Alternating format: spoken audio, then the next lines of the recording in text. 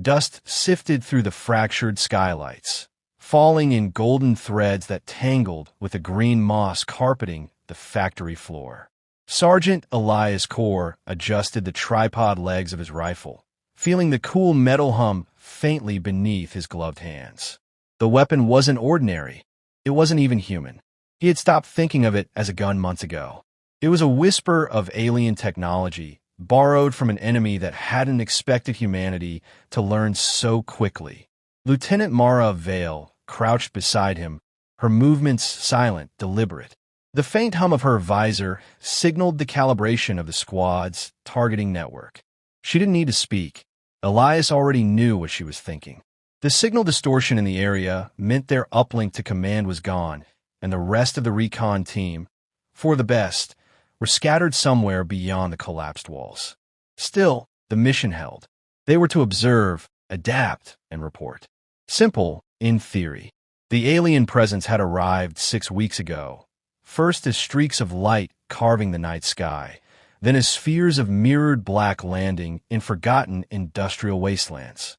The media called them harvesters. The soldiers called them targets. Only the targets had started laughing. A sharp, digital mimicry of amusement that leaked through radio channels and loudspeakers alike. It had started as eerie background noise. Now it was a challenge. "They're here," Mara murmured. Her voice was calm, but Elias caught the faint undertone of tension. Through the cracked windows, shadows slid between overgrown machinery. They moved like liquid metal, indistinct yet unmistakably purposeful. The air warped slightly around them, bending light in unnatural arcs. Elias pressed his cheek to the rifle's rest, aligning the scope. The weapon's alien circuitry flickered awake, threads of blue luminescence pulsing through its chassis. He exhaled slowly, centering his focus on one of the moving shapes. It shimmered, then paused, as if aware of his gaze. For a moment, the two hunters regarded each other across the ruins of humanity's creation. A burst of laughter, mechanical, mocking, echoed through the warehouse. It was not coming from the alien forms, but from the walls themselves, vibrating through rusted pipes and broken beams. "Missed again, little humans," the voice jeered. Elias didn't flinch. "They think this is a game," Mara said quietly. "Maybe it is," he replied, "but not the one they think." He adjusted his aim, but instead of firing, he shifted the scope downward, away from the flickering shapes. He targeted the floor, a cluster of roots winding between the concrete. He squeezed the trigger. The rifle kicked gently, the sound more of a sharp hiss than a bang. The shot hit the ground, burning through moss and metal alike. For a second, nothing happened. Then a low hum spread outward, a resonance that made the walls vibrate. The alien forms hesitated. The laughter stopped. Elias watched the energy pulse expand, tracing the buried conduits beneath the floor. The readings on his wrist display flickered alive, old factory power systems awakening after decades of silence. "Bingo," he muttered. Mara looked at him, realization dawning. "You weren't aiming for them." "Didn't need to." The floor lights began to glow, one by one, outlining a forgotten sigil embedded in the foundation, something neither human nor alien. The energy signature matched the readings command had been chasing for weeks. It wasn't an alien installation. It was older. The air shimmered again, and the alien shapes withdrew slightly, their outlines losing cohesion.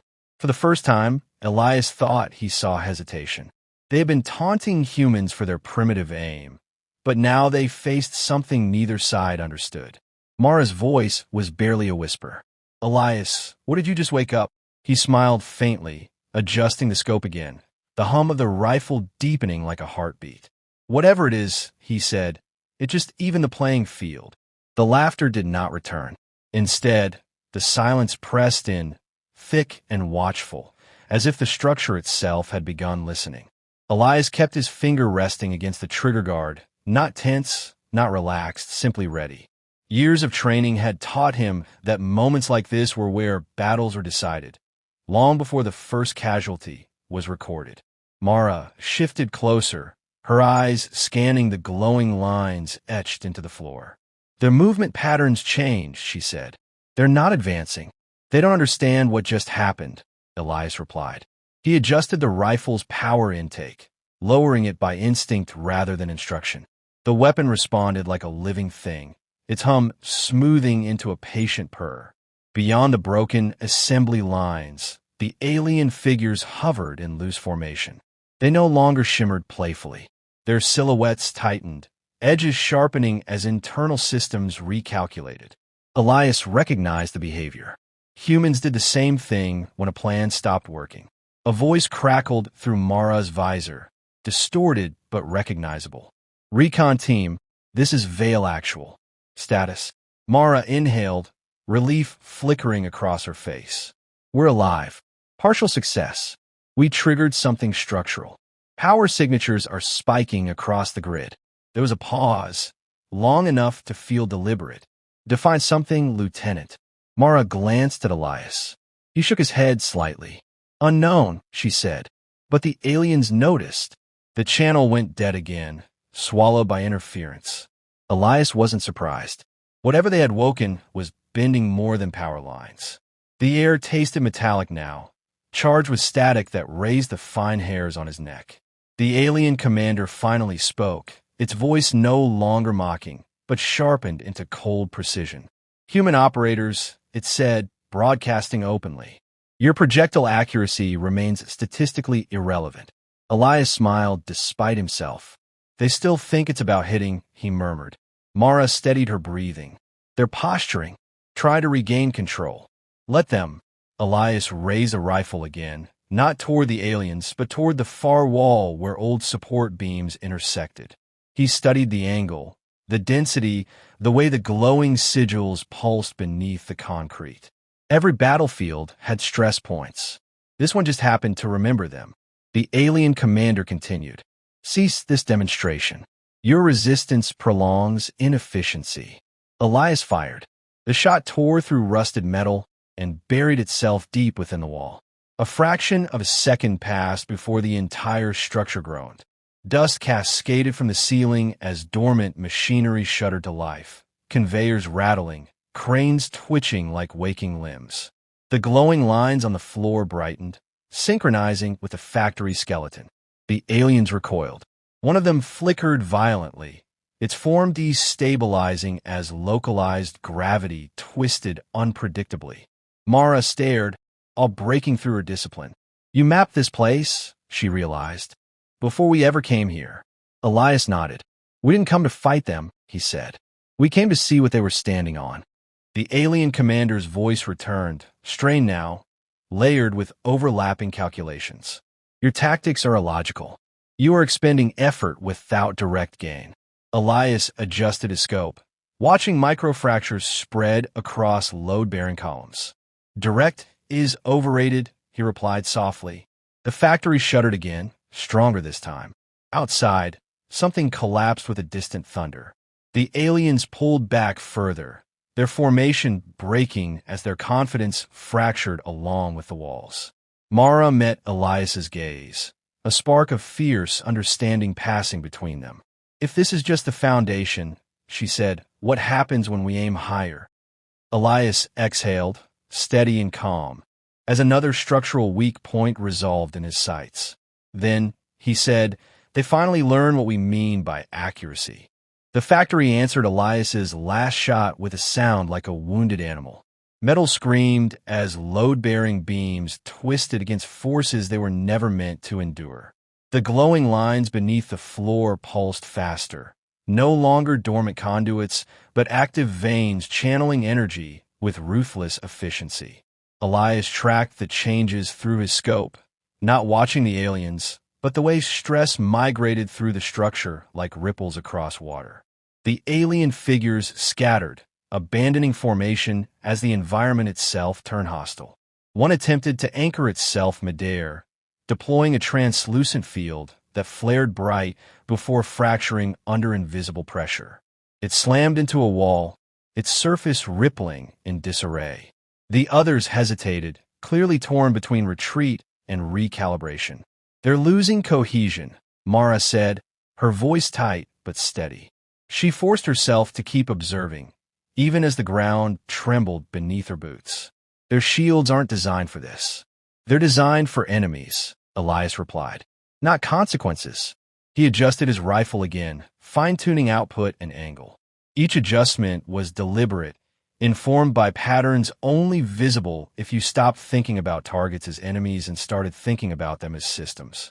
The alien commander's voice cut back in, stripped of superiority and edged with urgency. Human operator, cease fire immediately. Structural destabilization threatens all entities present. Elias didn't answer right away. He watched a support column deform, its internal lattice collapsing exactly as predicted. When he finally spoke, his tone was almost gentle. You should have left when you were laughing. He fired again. The shot struck a junction point where old human engineering intersected with newer alien modifications. The impact didn't explode, it resonated. Energy cascaded outward, snapping connections and amplifying dormant flaws. The factory floor dipped violently, throwing Mara against a console. Elias caught her arm without looking away from scope. I'm good, she said, forcing herself upright. Her eyes were wide now, not with fear, but with understanding. You're collapsing their battlefield. Yes, Elias said, because it was never theirs. One of the aliens surged forward in desperation, abandoning caution for speed. It fired a concentrated beam that scorched past Elias's position, vaporizing debris inches from his head. He didn't flinch. He simply tracked the beam's origin, not to retaliate, but to observe how the discharge strained the surrounding space. That one's panicking, Mara noted. Then it'll make mistakes. Elias waited until the alien fired again. The moment the space around it destabilized, he placed a shot into the floor beneath its projected position. The resulting shift sent the alien tumbling, its form unraveling as gravity twisted unpredictably. It vanished in a burst of distorted light. The remaining aliens withdrew rapidly now, no longer taunting, no longer broadcasting. Their silence was louder than their laughter had ever been. Systems designed to dominate were failing against something they could neither intimidate nor outshoot. The factory began a slow, unstoppable collapse. Walls folded inward, ceilings caved, and ancient machinery tore free from its mounts. Yet within the chaos, Elias remained calm, placing shots not to hasten destruction, but to guide it, shaping collapse into containment. Mara watched him work, a mixture of awe and grim respect settling over her. You're not just destroying this place, she said. You're controlling how it falls. Elias lowered the rifle slightly, scanning the final readings. War isn't about breaking things, he said. It's about deciding what still works when the dust settles.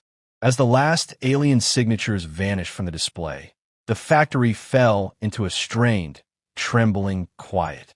The structure still stood, wounded but stable, its hidden systems humming with restrained power. Elias exhaled slowly, knowing this was only the beginning.